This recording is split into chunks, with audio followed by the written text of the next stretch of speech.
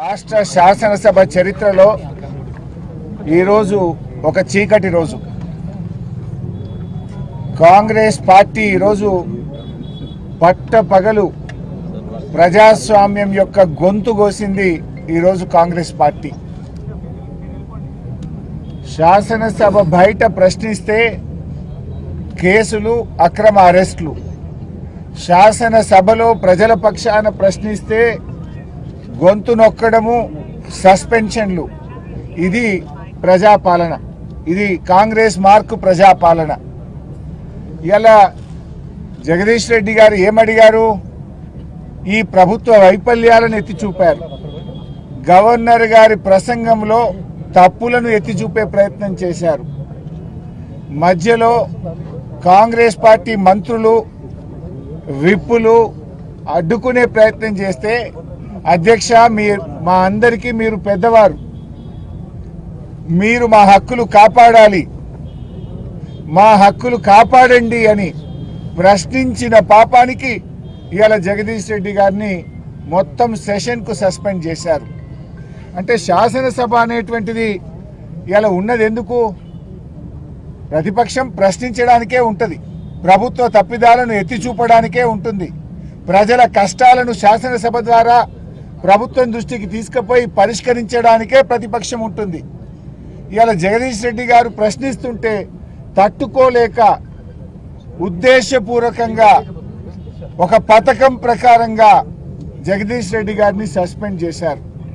మాట్లాడితే దళిత స్పీకర్ అని చెప్పి ఇవాళ ఒక రకంగా ఆయన స్థాయిని, ఆయన గౌరవాన్ని తగ్గించే విధంగా కాంగ్రెస్ పార్టీ ప్రయత్నం చేసింది. గౌరవనీయులు కేసీఆర్ గారు ఆ రోజు ప్రసాద్ గారి పేరును ప్రభుత్వం ప్రతిపాదించగానే ఏకగ్రీవంగా ఎన్నుకోవడానికి సహకరించింది కేసీఆర్ గారు, బీఆర్ఎస్ పార్టీ.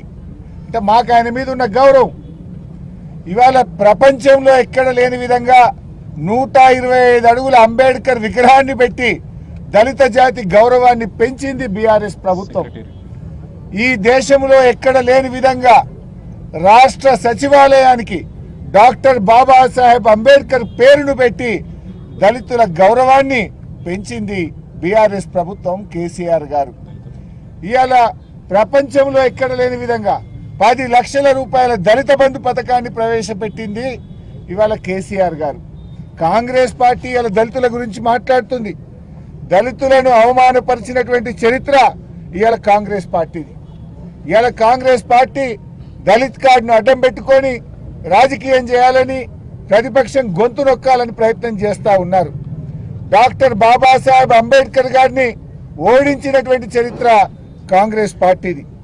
బాబు జగజీవన్ రామ్ గారిని అవమానిస్తే కాంగ్రెస్ పార్టీకి రాజీనామా చేసి ఆయన కొత్త పార్టీ పెట్టుకున్నటువంటిది కూడా ఈ దేశ ప్రజలందరికీ తెలుసు.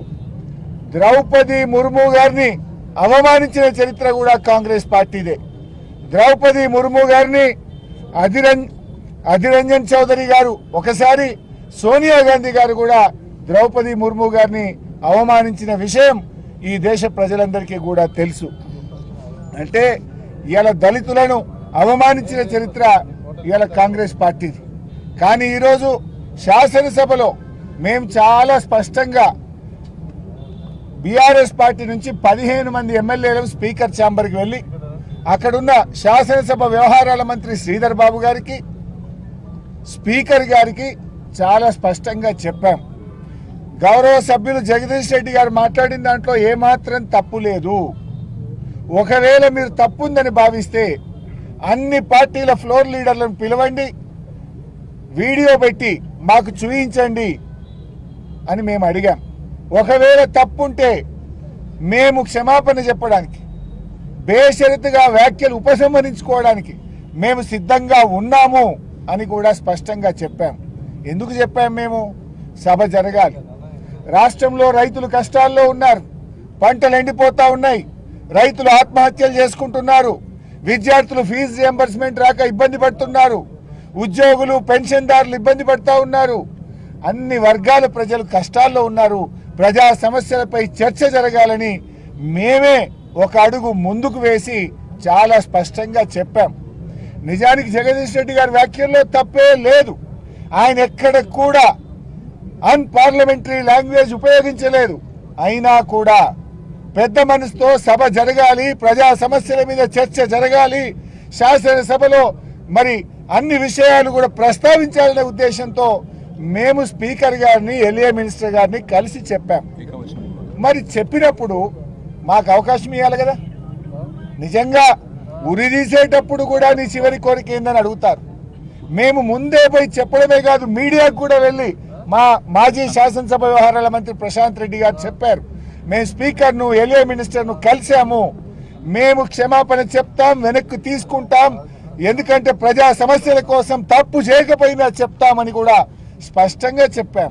మీడియాకు చెప్పాం, ఎల్ఏ మినిస్టర్కి చెప్పాం, స్పీకర్ గారికి చెప్పాం. అంటే దీన్ని బట్టి ఏమర్థమవుతుంది?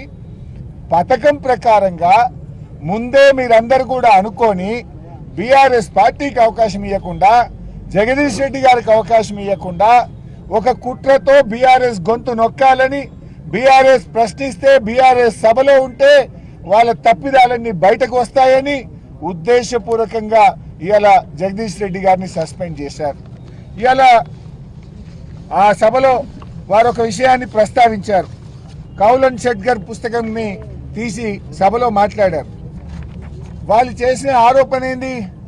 ఏకవచనం వాడారు అన్నారు. నిజానికి మా జగదీష్ అన్న ఏకవచనం వాడలే, మీ అన్నాడు తప్ప నువ్వు అనలే, నీ అనలే, మీ అన్నారు. మీరు మీకే కాదు, ఈ సభ అందరికీ ఆయన పెద్ద మనిషి, స్పీకరు, సభ అందరికీ పెద్దవాడు, అందరి గురించి మాట్లాడాలని చెప్పే ప్రయత్నం చేశారు తప్ప ఏకవచనం వాడనే లేదు. బట్ అయినా కూడా కౌలన్ షెట్గర్ పుస్తకంలో చాలా స్పష్టంగా చెప్పింది ఏంటంటే, there is no specific rule in the constitution or Kaulan Shedgar that bans the word you. అంటే ఏకవచనం వాడని కాన్స్టిట్యూషన్ లో కానీ కౌలన్ షెట్గర్ ఏదైతే మనం